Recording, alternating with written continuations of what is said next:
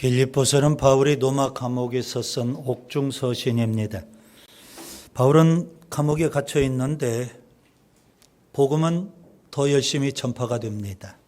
바울을 시기하는 사람들도, 그리고 바울을 사랑하는 사람들도 바울이 감옥에 갇혀 있다는 소식을 듣고 더 열심히 복음을 전했기 때문입니다. 그의 투옥은 많은 사람들에게 복음 전파의 불씨와 미랄이 되었던 겁니다. 그래서 그는 감옥 안에서 전도자의 기쁨으로 충만합니다. 빌립보서 1장 18절 그는 이렇게 고백하죠. 나는 기뻐하고 또한 기뻐하리라. 공동체 안에, 교회 공동체 안에 이 전도자의 기쁨이 충만해야 되는 줄 믿습니다. 그는 감옥 안에서 간절한 기대와 소망이 또 있습니다. 전도자의 기쁨으로 충만하고 아울러 또 간절한 기대와 소망이 있습니다. 빌립보서 1장 20절 나의 간절한 기대와 소망을 따라 그랬습니다. 그는 살든지 죽든지 곧 석방이 되든지 감옥에서 갇혀서 죽든지 그리스도만 존귀하게 되기를 소망했던 겁니다. 물론 그는 마음속에 석방되기를 소원하는 마음이 있었어요. 왜냐하면 내 안위를 위해서가 아니라 교회를 위해서 석방되어야 되겠다는 겁니다. 이제 빌립보서 1장 27절부터 빌립보서의 본론이 시작이 됩니다. 오직 너희는 그리스도의 복음에 합당하게 생활하라. 그렇게 바울은 빌립보 교회에 권면을 합니다. 여러분, 우리의 시민권은 하늘에 있죠. 하늘나라의 시민답게 살아야 됩니다. 성도답게, 그리스도인답게, 하나님의 백성답게 살아야 됩니다. 자, 하늘나라의 시민답게 살려면 어떻게 살아야 될까요? 지난 시간에 세 가지를 말씀을 드렸습니다. 첫째, 복음의 신앙을 위해서 서로 협력해야 된다는 겁니다. 둘째, 대적자들 때문에 두려워해서는 안 되고 담대해야 된다는 겁니다. 셋째, 그리스도를 위해서 고난을 받게 되는데 은혜로 잘 감당해야 된다. 그렇게 바울은 권면하고 있습니다. 우리가 잘 아는 대로 빌립보 교회는 참 좋은 교회입니다. 빌립보서 1장 3절과 4절에 보면 그는 생각할 때마다, 빌립보 교회를 생각할 때마다 항상 하나님 앞에 감사를 드려요. 그리고 기도할 때마다 빌립보 교회를 빼지 않고 기도를 하는데요. 기쁨으로 기도를 합니다. 그 정도로 빌립보 교회는 좋은 교회였습니다. 그럼에도 불구하고 빌립보 교회 안에도 문제가 있습니다.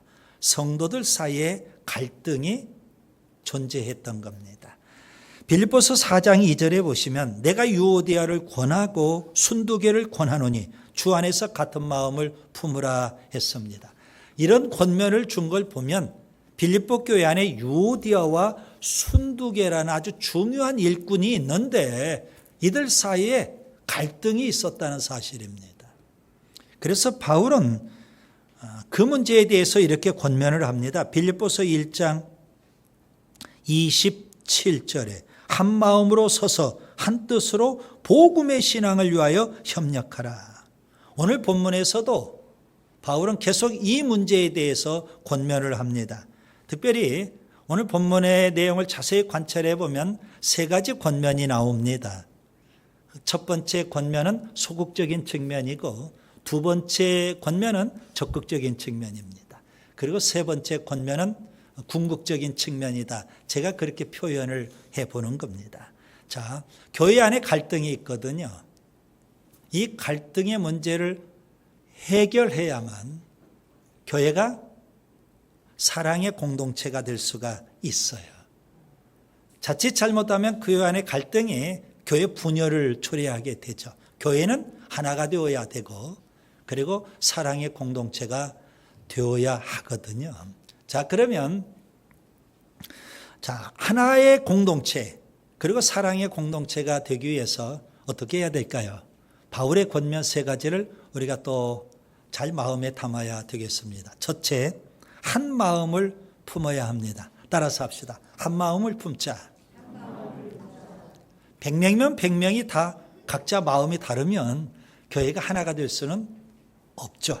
본문 1절과 2절을 보겠습니다. 특별히 1절에 보면 빌립보 교회 안에는 아주 좋은 게 있어요. 그리스도 안에서 권면이 있고요. 그리고 사랑의 위로가 있고 성령의 교제가 있고 그리고 긍휼과 자비도 있어요. 여러분 1절에 있는 이것을 오늘 우리에게 적용을 하면 이겁니다. 예배를 드리고 우리가 순모임을 하죠. 사랑의 교제를 나누는 것과 같다. 이렇게 보시면 됩니다. 여러분 이런 영적인 교제, 그리스도 안에서의 교제, 사랑의 교제, 성령의 교제를 통해서 교회는 사랑의 공동체가 되는 겁니다. 그래서 교회의 모임이 세상의 모임과는 본질적으로 다릅니다. 바로 이 점 때문에 그렇죠. 그래서 바울은 본문 2절에 이렇게 권면을 해요. 마음을 같이하고 뜻을 합하며 그리고 한 마음을 품으라 했습니다. 여러분 한 마음을 품으려면 먼저 모여야 되겠죠. 다 뿔뿔이 흩어지면 어떻게 한 마음을 품을 수 있겠어요? 사도행전 1장에 보면 예수님이 승천하실 때 제자들에게 아버지의 약속인 성령을 기다리라 그렇게 말씀하셨고 승천하셨습니다.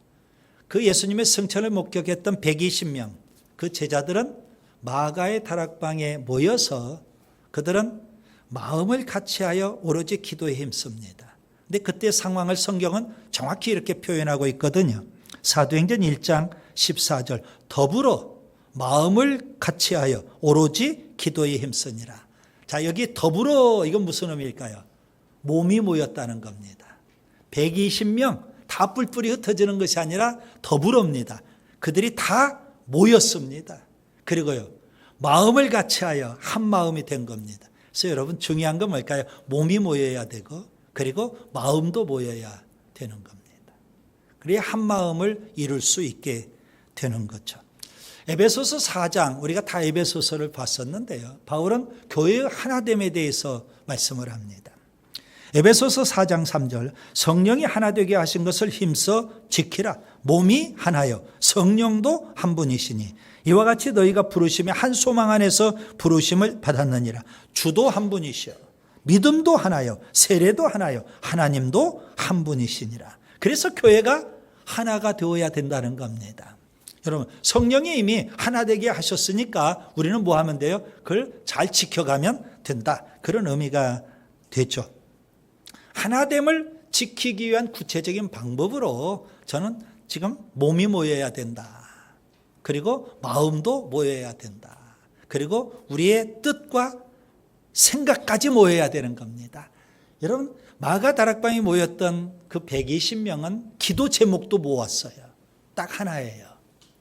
그들은 오직 성령을 달라고 그렇게 기도 제목까지 모아가지고 하나가 되어서 그렇게 기도를 했던 겁니다. 꼭 기억하세요. 몸이 모여야 되고 그리고 마음도 모아야 되고 뜻도 생각도 다 모아가지고 그래야 한 마음 하나가 되는 줄 믿습니다.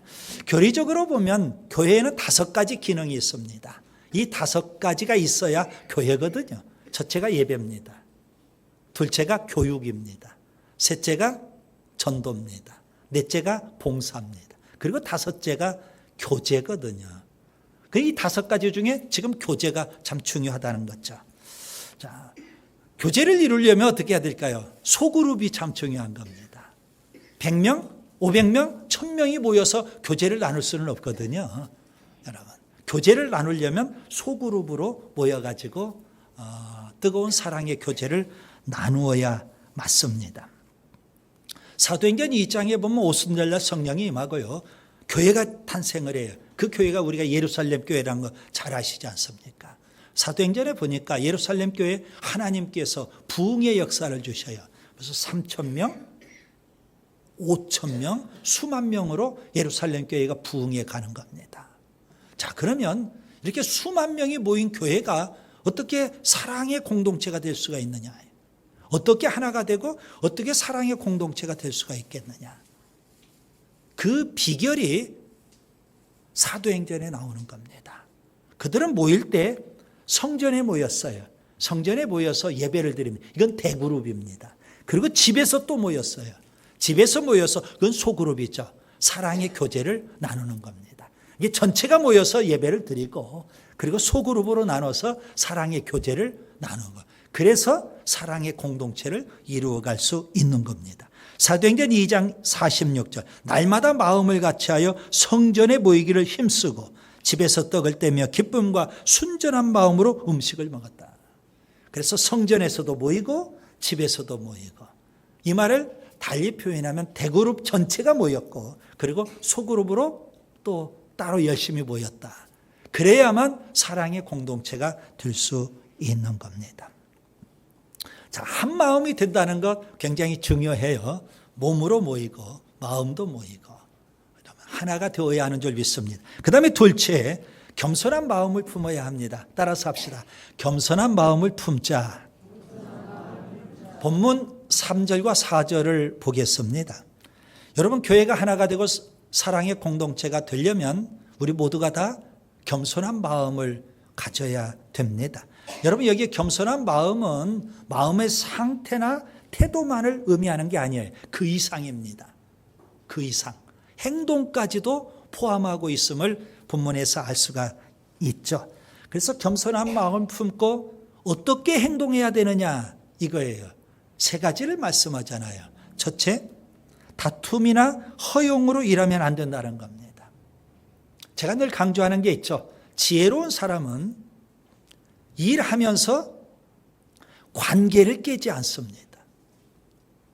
미련한 사람은 일만 생각을 해요. 그래서 이 사람과 부딪히고 저 사람과 부딪히고 관계를 다 깨버립니다. 일은 될지 모르는데 관계가 다 깨지는 거예요. 물론 세상에서는 그럴 수 있어요. 일을 해서 성과를 내면 그 사람 최고가 되는 거죠. 그런데 교회는 그런 것이 아니잖아요. 일보다 중요한 게 뭐라고요?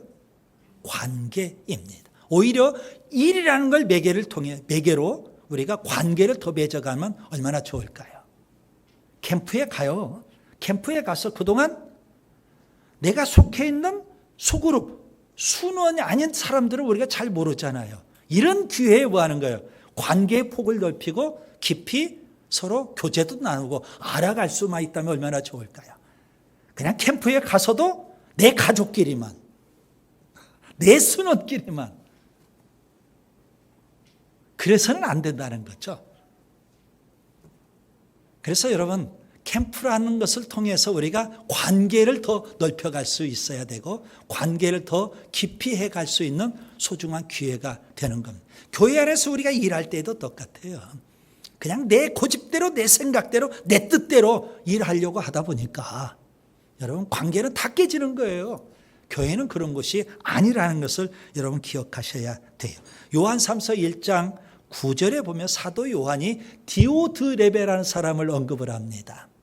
디오드레베라는 사람이 그 당시 있었는데 그는 으뜸되기를 좋아하는 사람이에요.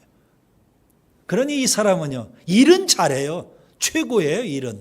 그런데 사람들과 관계는 다 깨요. 다른 사람이 인정을 안 하고요. 심지어 사도 요한도 인정 안 하고 비방을 해요.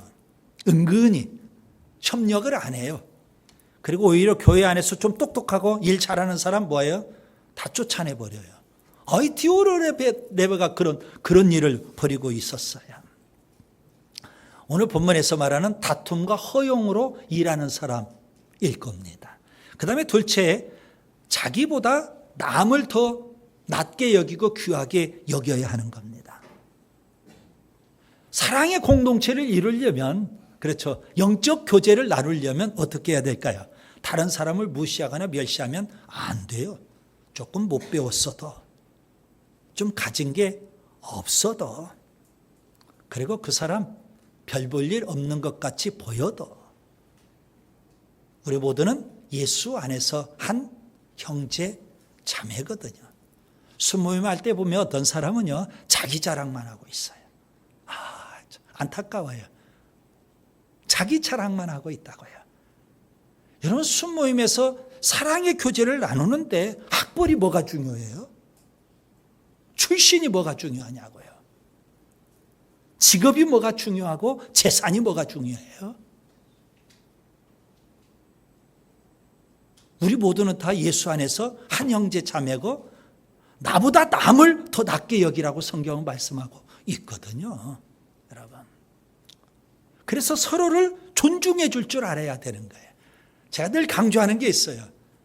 교회 안에 들어온 모든 분은 다 VIP다. VIP예요. 그 사람이 못 배웠어도 VIP고요. 가진 게 없어도 VIP라고요, 여러분. 그 사람이 어린아이여도 VIP라고요. 귀하게 여길 줄 알아야 돼요. 왜요? 예수 믿고 구원받은 심령 아닙니까? 그 속에 예수님이 계신다고요. 그의 겉모습만 보고 그의 인간적인 조건만 보고 그를 무시하고 멸시하면 어떻게 사랑의 교제를 나눌 수 있겠어요? 여러분, 다 귀하게 여겨야만 되는 겁니다. 마태복음 25장에 보면 예수님께서 양과 염소 비유를 말씀하셨어요. 마지막 심판대 앞에서 오른쪽에는 양의 부류에 속한 사람, 왼쪽에는 염소의 부류에 속한 사람, 주님이 다 그렇게 구별을 해요. 양의 부류에 속한 사람은 천국으로 들어가고요. 염소의 부류에 속한 사람은 지옥에 떨어져요. 그 차이점이 뭘까요? 양의 부류에 속한 사람은 별 볼 일 없는 사람 같은데 그를 예수님처럼 귀하게 여기는 사람이에요. 예수님을 대하듯 해요. 반면에 염소 부류에 속한 사람은 별 볼 일 없는 사람이니까 별 볼 일 없는 사람으로 바라봐요. 소자는 소자로 보는 거예요. 작은 자는 작은 자일 뿐이에요. 그렇게 대했어요. 그래서 그는 지옥에 떨어진다는 거예요. 우리가 공동체 안에서 사람을 귀하게 여기지 못하면 그가 정말 예수 믿는 사람인지 심각하게 한번 돌아봐야 돼요. 왜요? 지옥에 떨어지는 사람이 있다는 거예요. 남을 함부로 대하니까. 여러분, 오늘 우리가 사람을 귀하게 여긴다는 것, 공동체 안에서 한 형제 자매거든요. 한 형제 자매. 그래서 세상적인 것으로 자꾸 차별하려고 하지 마세요. 학벌이 중요한 거 아니고요. 출신이 중요한 거 아니라고요. 가진 재산이 중요한 게 아니에요. 지금 명품 옷을 입지 않고 시장에서 값싼 옷을 입었어도 그 사람은 그것 때문에 천대받아야 될 게 아니에요. 그 속에 예수 그리스도가 계셔요. 우리 모두는 다 질그릇과 같은 존재라고요, 여러분. 그런데 내 안에 예수님이 계시기 때문에 그 사람이 나보다 더 귀한 거예요. 그렇게 서로 대할 때 사랑의 교제가 일어날 수 있고 사랑의 공동체를 우리가 이루어갈 수 있는 거예요. 그 다음에 셋째, 자기 일을 열심히 하고 다른 사람의 일도 적극적으로 도와라는 거예요. 자기 일 열심히 하는 사람은 교회 안에서 가끔 어떻게 할까요? 남이 하는 일들을 자꾸 흠집을 내요. 인정하고 싶지 않은 거예요. 이건 이래서 잘못됐고 이건 이래서 잘못됐고 그렇게 말해버린다고요. 자기 일 열심히 하고 그 다음에 다른 사람이 열심히 도와주라는 겁니다. 여러분, 다른 사람을 돕고 섬긴다는 것 굉장히 중요한 일이에요. 오늘 우리 시대는 개인주의가 만연됐어요. 그런데 이 개인주의가 공동체 안에도 들어왔어요. 저는 늘 공동체 정신을 강조하는데 여전히 뭘까요? 개인주의예요. 너는 너고 나는 나고 나은 사람 신앙생활 잘하면 되겠지 뭐. 이렇게만 생각을 해요, 여러분. 공동체 안에 들어와서 우리가 같이 공동체 정신을 배워가야 되는 거예요. 서로가 다 중요하거든요. 그리고 좀 연약한 성도들은 우리가 붙들어주고 내 일 열심히 하고 누구 도울 데 없나 서로 도와주고 격려해주고 같이 붙들고 같이 가는 거라고요. 이게 공동체 아니겠습니까? 누가복음 10장에 보면 선한 사마리아의 비유가 있어요. 강도를 만나서 거의 죽어가고 있는 한 사람이 있어요. 그런데 제사장이 지나가는데 못 본 채 하고 가요. 레위인도 지나가는데 못 본 채 하고 가요. 예루살렘에서 여리고로 가는 도중에 지금 강도 만난 자가 있거든요. 그러면 제사장과 레위인은 예루살렘 성에서 성전에서 예배를 드렸던 사람일 거예요. 아주 중요한 직책을 맡았어요. 제사장과 레위인. 예배 잘 드리고 가면서 강도 만난 자를 못 본 채 돌보아 주지를 않아요. 섬겨주지를 않는다고요. 그런데 사마리아인은 그는 직접 가서 뭐 합니까? 자기 호주머니 다 털어서 자기 시간 다 들여가지고 그를 구조해줘요. 돌보아줘요. 사람 자체를 귀하게 여기며 섬겨주더라는 겁니다. 여러분, 사랑의 공동체, 영적인 교제를 우리가 나누려면 사람을 잘 섬기는 거예요. 나보다 남을 귀하게 여기고 낮게 여길 때 그 겸손한 마음으로 뭐 하는 거예요? 사람을 섬길 수 있게 되는 거예요. 그 알량한 자존심 때문에 내가 당신보다 못한 게 뭔데, 이런 마음이 들면 어떻게 섬기겠어요? 어떻게 사랑의 공동체가, 어떻게 사랑의 교제가 나누어질 수 있겠느냐고요, 여러분. 그래서 여러분, 중요해요. 겸손한 마음을 갖고 공동체 안에서 행동을 해야 되거든. 그 다음에 셋째, 예수님의 마음을 품어야 합니다. 따라서 합시다. 예수님의 마음을 품자. 본문 5절부터 8절을 보겠습니다.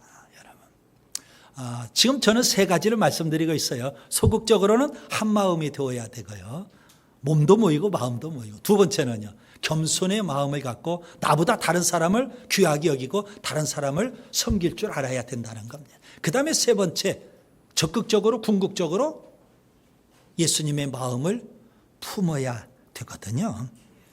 그래야만 공동체 안에 갈등이 사라져요. 사랑의 교제를 나눌 수 있고 사랑의 공동체를 이룰 수 있는 겁니다. 여러분, 오늘 본문 5절 이후 5절부터 8절까지 그리고 9절부터 11절까지를 여러분 잘 나누셔야 돼요. 교리적으로 제가 이렇게 표현해 드릴 수 있을 것 같아요. 5절부터 8절까지는 예수님의 비하라는 단어를 써요. 그리고 9절부터 11절까지는 예수님의 승귀, 비하와 승귀가 있거든요.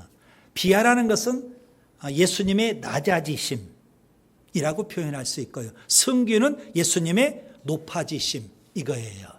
예수님의 생애를 예수님의 낮아지심과 높아지심으로 그렇게 구별을 해요. 그래서 교리에서는 예수님의 비하, 예수님의 승귀 이렇게 표현을 하거든요. 예수님의 비하는요, 이겁니다.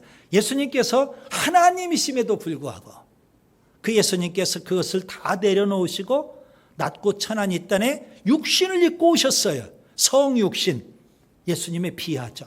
그리고 한 걸음 더 나아가 볼까요? 십자가에, 죄 없으신 그 예수님이 십자가에 우리 죄를 지고 죽으셨어요. 예수님의 십자가의 죽음, 이것도 예수님의 비하에 해당이 돼요. 예수님의 승귀는요, 예수님 부활하셨어요. 사망 권세를 이기고.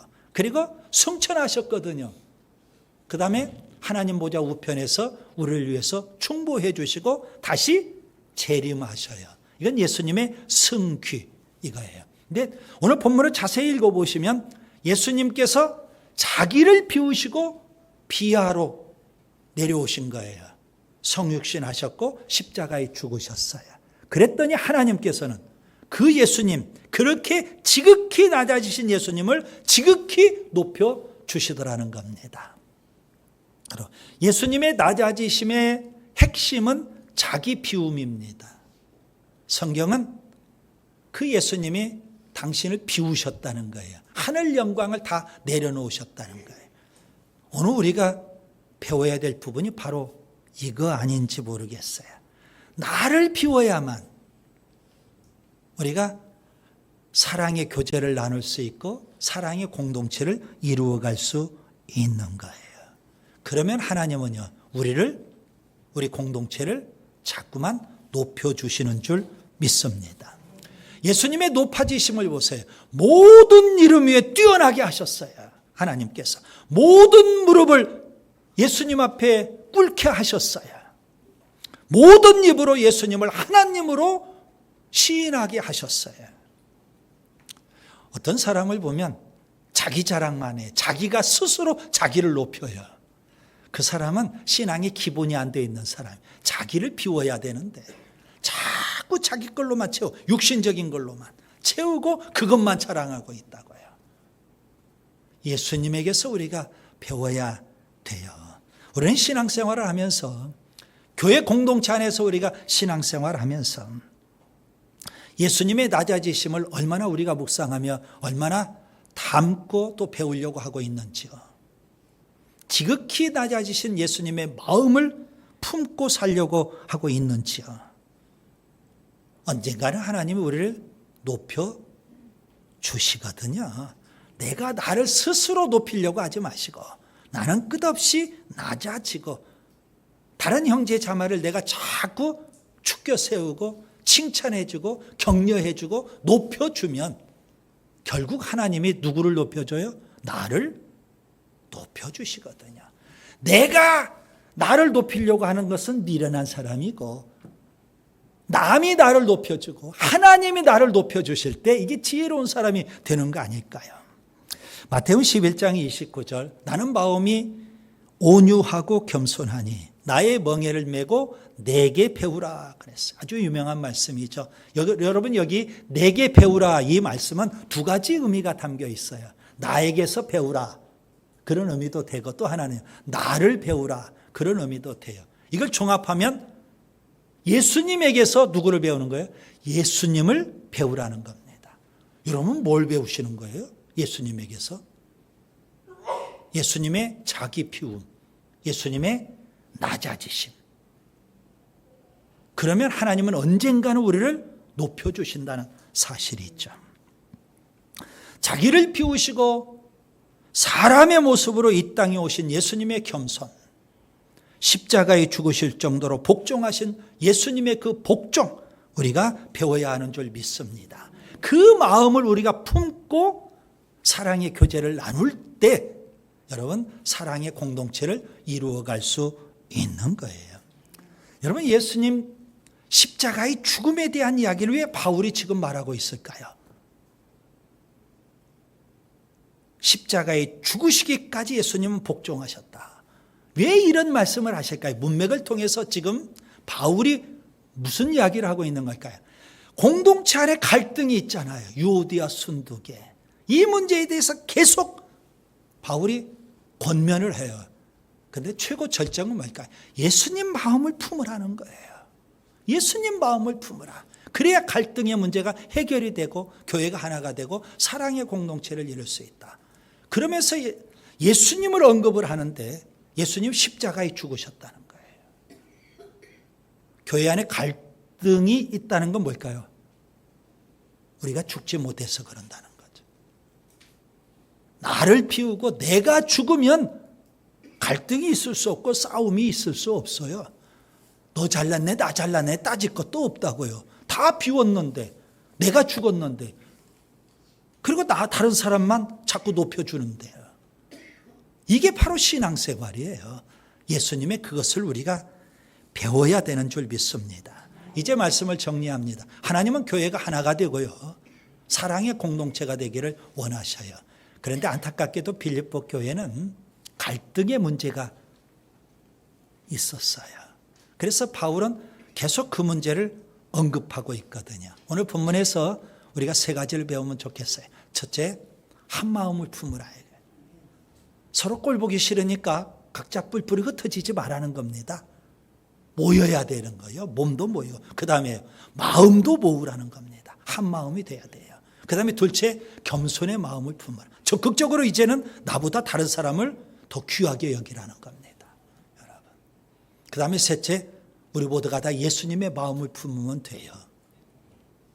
예수님은 십자가에 죽으시기까지 복종의 마음을 가지셨거든요. 내가 살아있으니까 자꾸 문제가 돼요. 여러분. 내가 살아있으니까 다른 사람과 갈등을 빚고 싸우거든요. 다 지잘난 맛에 산다고 그러지 않습니까? 신앙생활은 예수님처럼 내가 죽어야 돼요. 그러면 교회는요. 사랑이 풍성해져요. 사랑의 공동체가 되어야 하는 줄 믿습니다. 기도합니다.